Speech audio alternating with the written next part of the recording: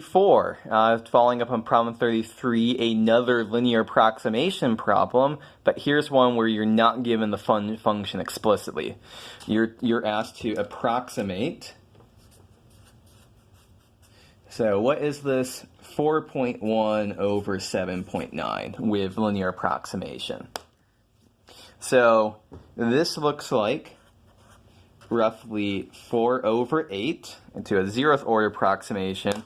Really what's going on here is that we're seeing this f of xy is x over y. We want to approximate this. We want to find an approximation near the point 4, 8. So let's do this. We need x derivative and y derivative. So xy to the minus 1, so the partial derivative with respect to x is just y to the minus 1. The partial derivative with respect to y is minus x y to the minus 2. Let's evaluate this near at 4, 8.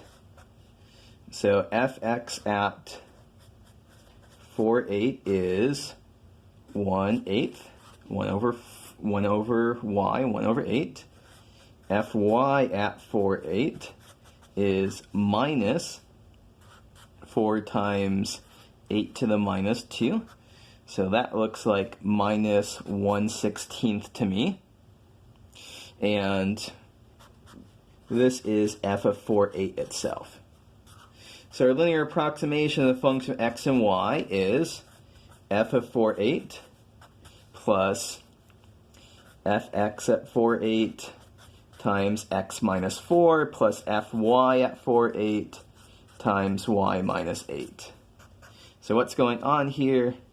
We have 4, 8, so it's just 1/2 plus 1/8 times x minus 4 minus 1/16 times y minus 8. So this is our general formula for a linear approximation. We're curious about, now here's where we use the actual 4.1 and 7.9. So L of 4.1 and 7.9 is 1/2 plus 1/8 times 4.1 minus 4 minus 1/16 times 7.9 minus 8. So we plug in what's going on here, plop these values in.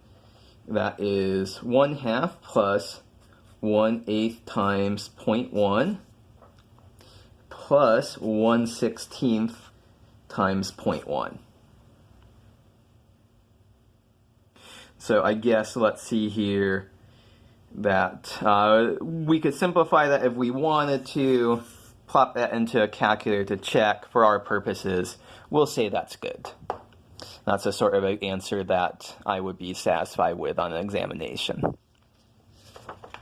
Okay, problem 35. What's problem 35? Okay, just a gradient calculation. So f of x, y, z is 3x e to the yz plus x squared y z cubed.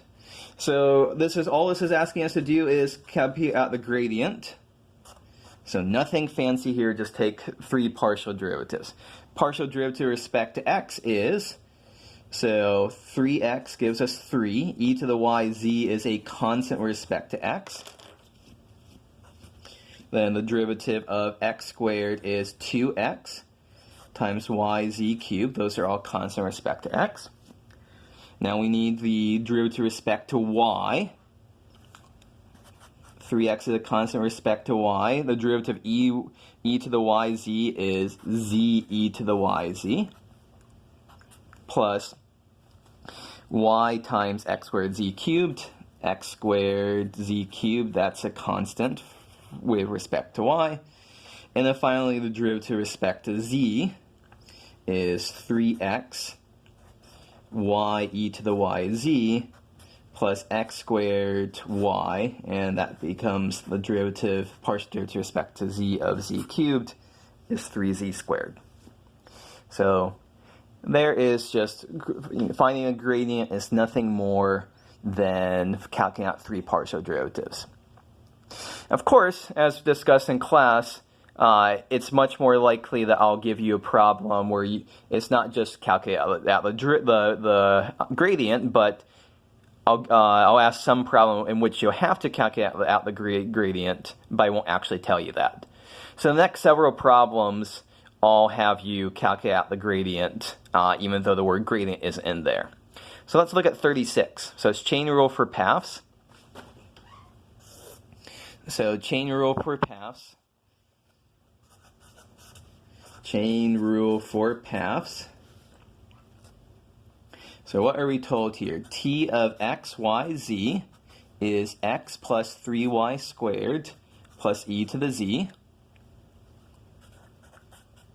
R of t is 3t, t squared plus 3, and t to the 4th.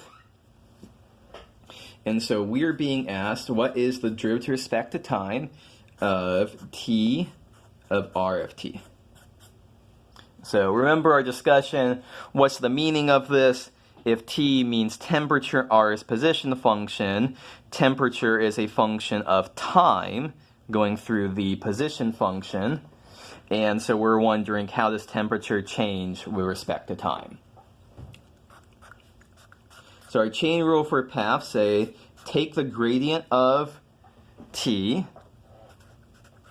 and leave the position function alone, and take the dot product of that with the velocity vector, the derivative of our position vector.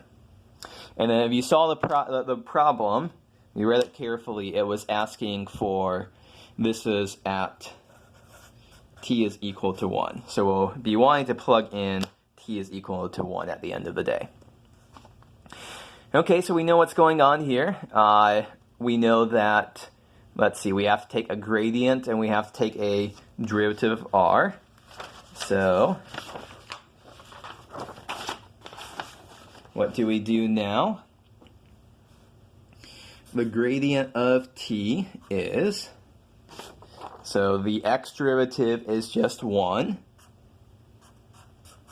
The y derivative is 6y. The z derivative is e to the z. So that's straightforward enough. We need r prime of t. So take the derivative of 3t gives us 3. The derivative of t squared plus 3 gives us 2t. And the derivative of t to the 4th gives us 4t cubed. So here's r prime of t. We care about this when when t is 1. So plopping in 1 here gives us 3. 2 times 1 is 2, and 4 times 1 cubed is 4. We'll also want r of 1 itself. So when we plop in 1 into our original r of t function, we get 3. 1 plus 3 is 4, and 1. So 3, 1 plus 3 is 4, and 1. So at this point, we're able to write down our answer. The derivative with respect to time of t of r of t at t is equal to 1 is the gradient of t evaluated at r of 1 dot product with r prime of 1. So r prime of 1 is 3, 2, 4. And then we also have to, so this is the gradient of t evaluated at r of 1. So what do we want to do? We want to plop in r of 1, 3, 4, 1, into our gradient. And so this gives us 1. 6 times y is, 6 times 4 is 24.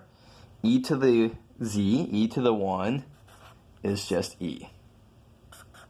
So we're doing the dot product of 1, 24, and e. with 3, 2, 4. And that looks like 1 times 3 is 3, 24 times 2 is 48, e times 4 is just 4e, so our answer is 51 plus 4e. So there is a example of a problem where I said there's several different ways I can ask problems, ask you questions involving the gradient, and many of them don't actually have the word gradient in them. So here's one example of that. Chain rule for paths doesn't say gradient in there, but it does have you compute the gradient. In our next video, we'll see some more examples of that.